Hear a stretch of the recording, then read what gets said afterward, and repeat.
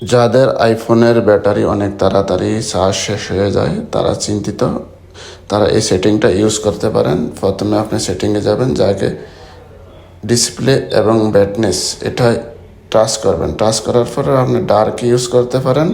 ডার্কে use করলে আপনার battery অনেক কম খরচ হবে এবং দীর্ঘ সময় আপনি ইউজ করতে পারেন। যদি আপনার তা পছন্দ না হয়, আপনি লাইট ইউজ করেন।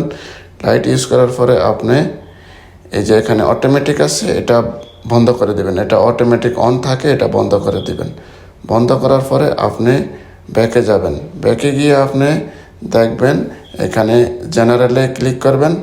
জেনারেলে ক্লিক করার সাথে সাথে আপনার আসবে ব্যাকগ্রাউন্ড অ্যাপস রিফ্রেশ। এটা গিয়ে আপনি দেখবেন এখানে সবাই মোবাইলে অন থাকে, আমি অফ করে রাখছি। এগুলা অ্যাপসগুলা সব আপনি অফ করে দিবেন। অফ করে দেওয়ার পরে আপনার ব্যাটারি দীর্ঘ সময় আপনি ইউজ করতে পারবেন এবং কোনো সমস্যা হবে না। এগুলো অফ করে দিলে আপনার ব্যাটারিও চার্জও অনেক সময় টিকবে।